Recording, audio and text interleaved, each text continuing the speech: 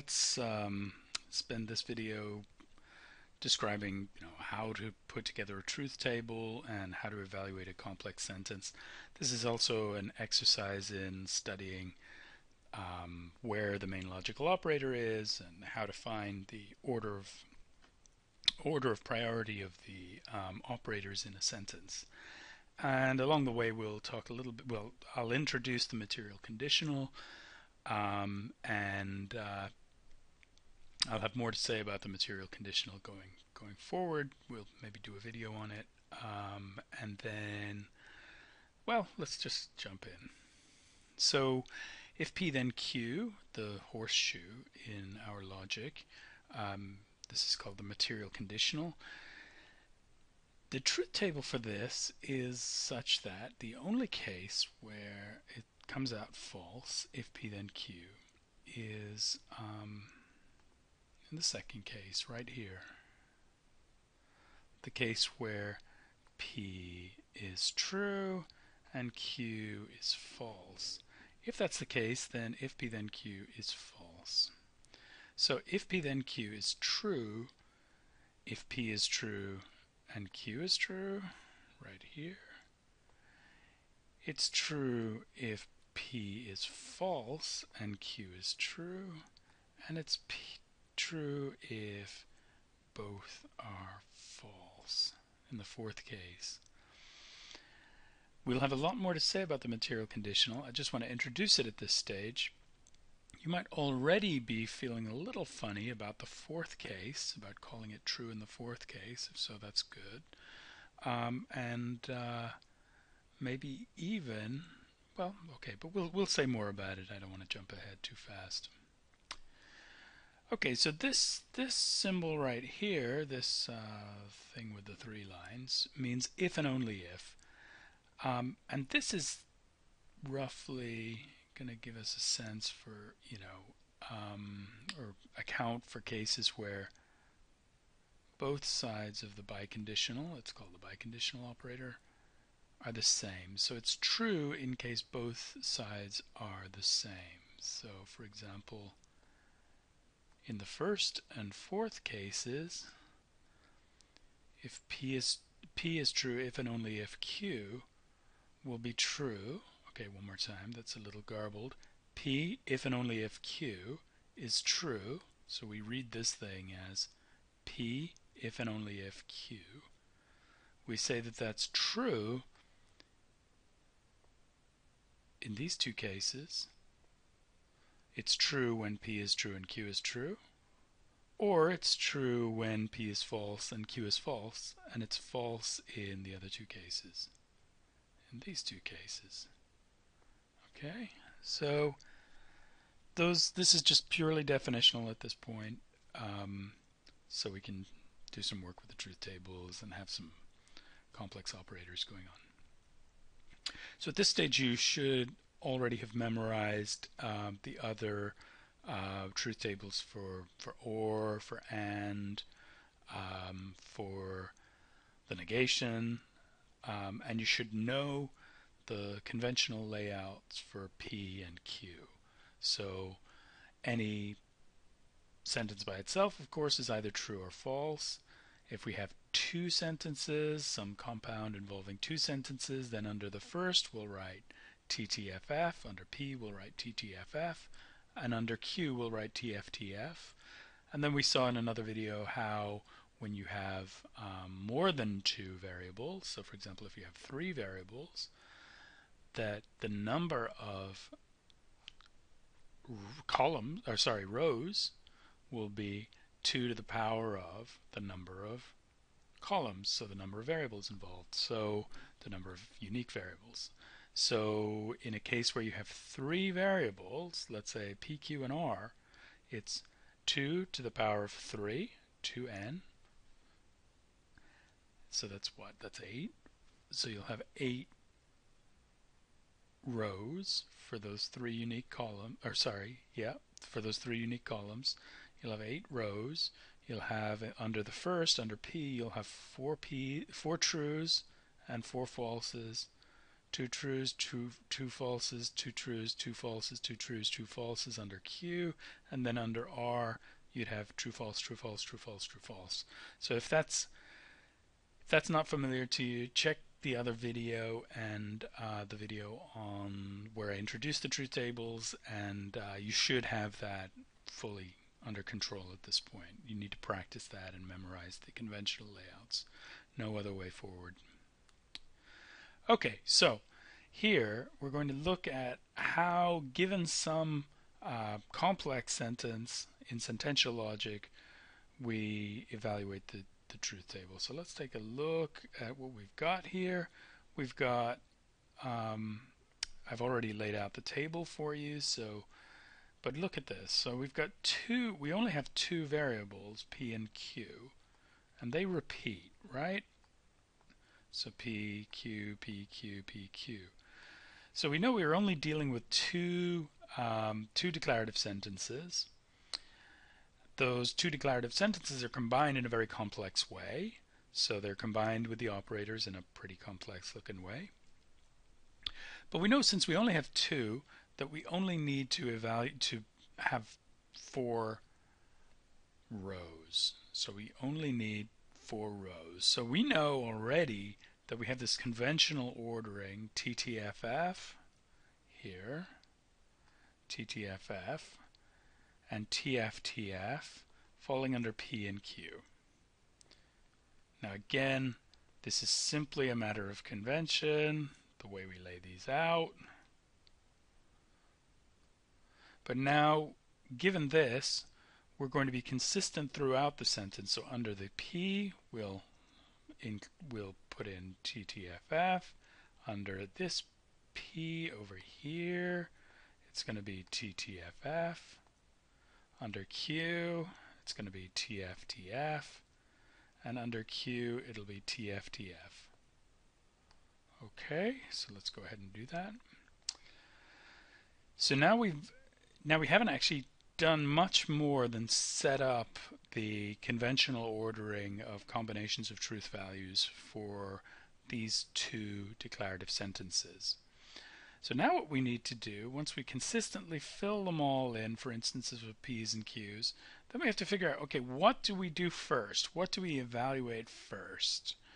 And in order to do that, we're going to look at the parentheses and how the syntax of this sentence works. And when we do that, we're going to see, okay, we've got two major parts to this sentence. So we've got this section over here and all of this over here. And so you can see that the parentheses divide the sentence as a whole. We can sort of see how the sentence as a whole is divided up by the parentheses. So here's one set.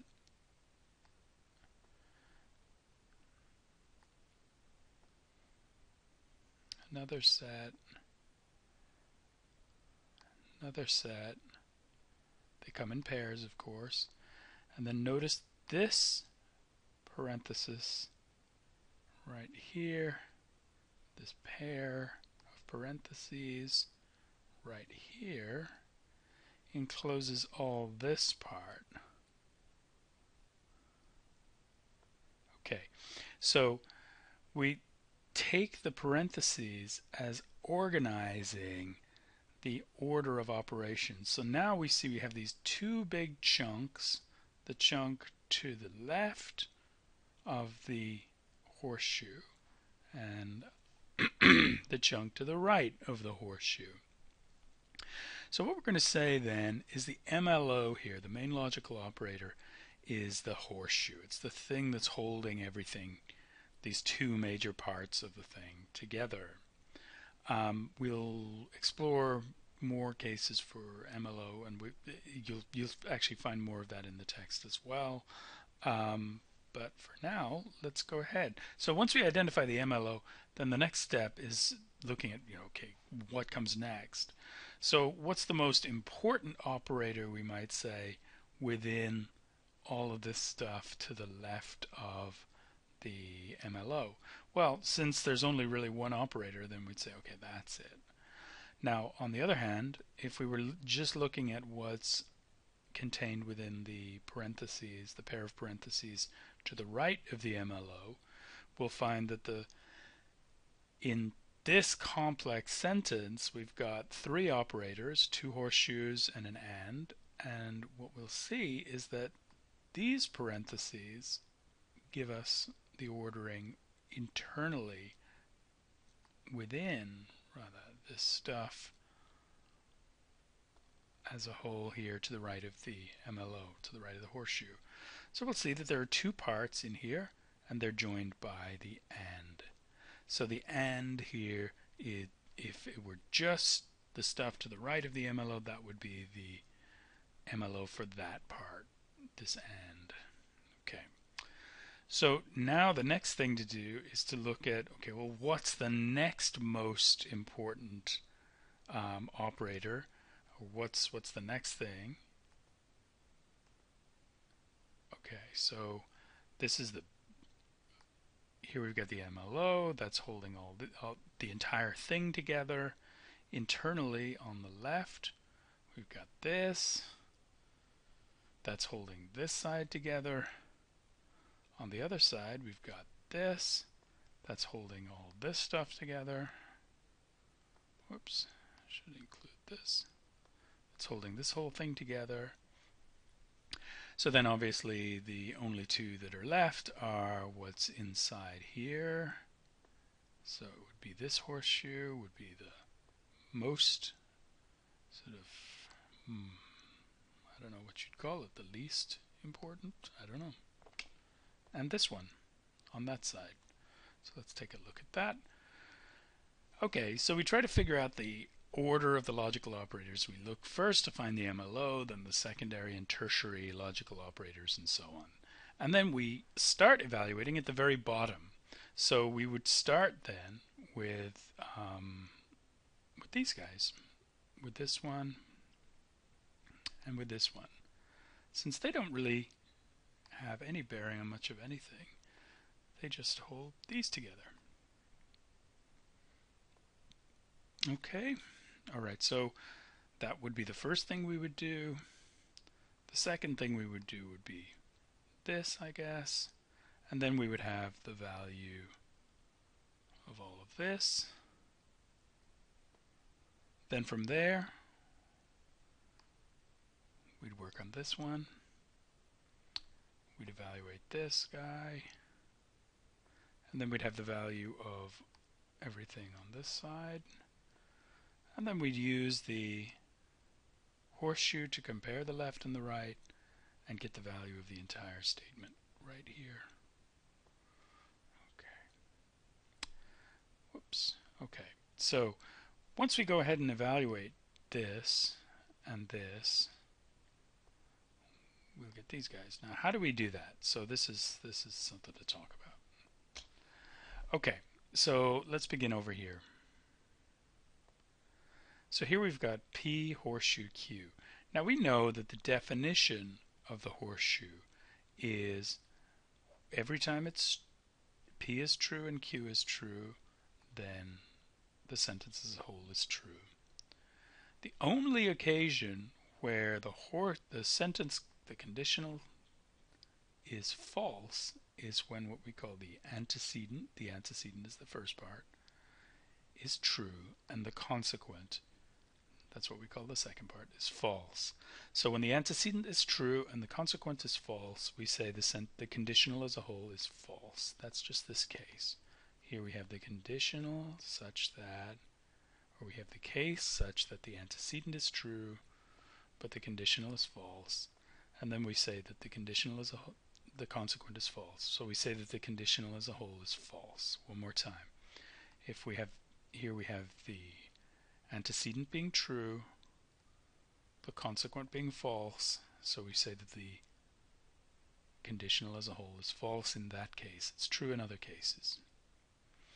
Okay, so we've got the truth value of the entire conditional then laid out here in this column. It's TFTT. That's fine. And that looks like what we've already studied. But now notice over here, we don't have if P then Q. We have if Q then P. If Q then P, right? This is this guy over here. And notice that we don't have our conventional ordering. We don't have the same ordering, right? We're following our conventional ordering, but it's just that we've got the variables set up in a different way here. So here we're staying consistent. So every time we see Q here, we're writing TFTF, and every time we see P, we're writing TTFF.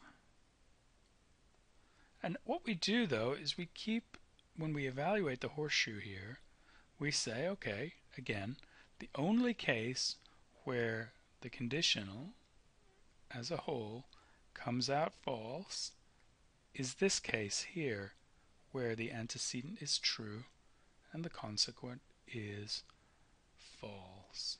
In all other cases, case where the antecedent is true and the consequent is true, that's true. In the case where the antecedent is false and the consequent is false, that's true.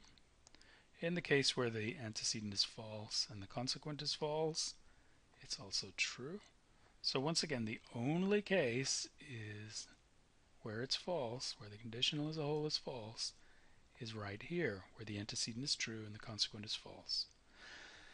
Okay, so here we can see we're sticking with our conventional orderings, but we're paying attention to which variables we're talking about.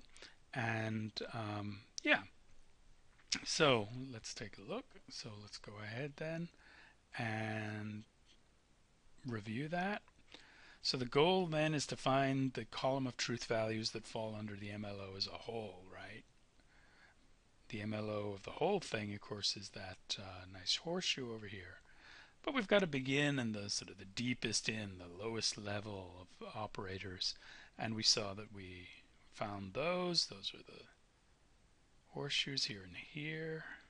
And how did we find them? We found them by looking at the order of the parentheses. Okay, we went ahead and evaluated those, and we came out with our truth values. Okay, so let's go ahead and continue. So that's what we did. We evaluated these guys, and then this one. So then once we've got those two, so at this point now we've got the values, whoops, where are we? Yeah, there we go.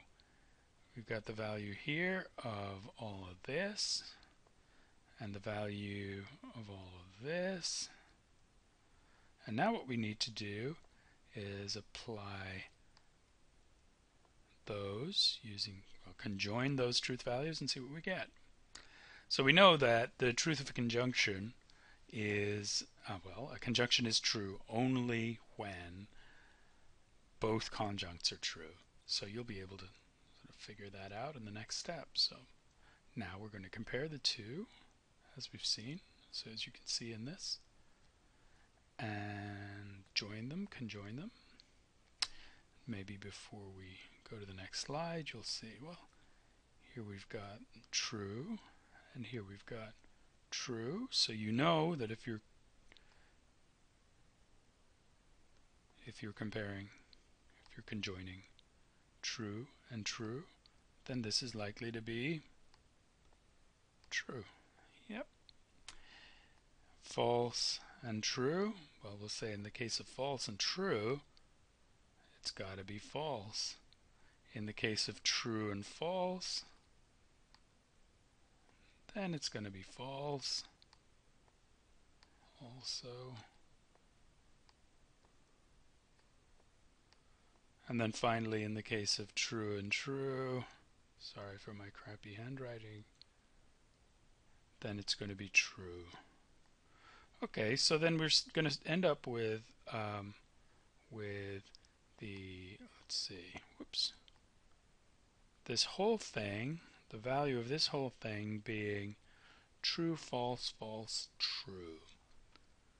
So let's go ahead and look at that. That's what we get. So here we're joining the two sides of the conjunction, the two conjuncts, evaluating them, and then we say that this comes out as true, false, false, true. Now notice that what we have here is a phrase or formula that says the following. It says, if P then Q, and if Q then P.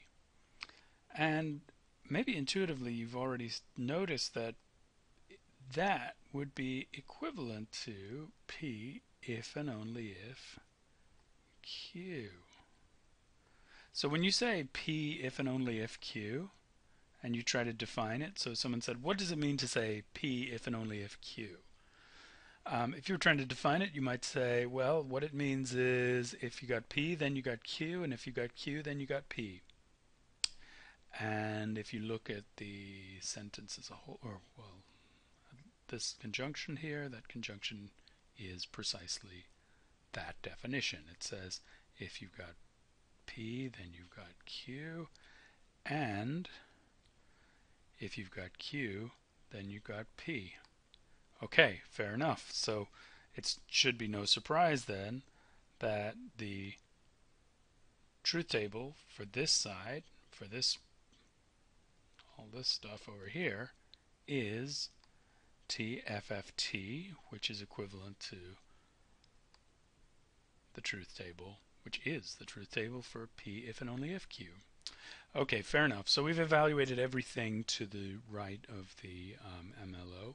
Now we'll go back and look at over here, look at the stuff on the, whoops, on the left-hand side of the MLO. So here on the left-hand side of the MLO, we've got a little formula P if and only if Q. And we run the truth table for that. Of course, we know it, and it's conventional ordering. T, F, F, T. And then we compare the two. So now we've got T and T, F and F, F and F, and T and T. I don't know if you were able to see that very easily, but we'd be comparing this with this. Write it down here. So let's take a look at this in a cleaner way. So just to review, so on the left-hand side we've got P if and only if Q with my little blue arrows here indicating what we're going to work on.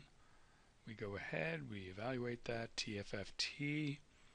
Then next step, we take, in order to solve for the MLO, we take everything to the right, which we've already evaluated as TFF T right here.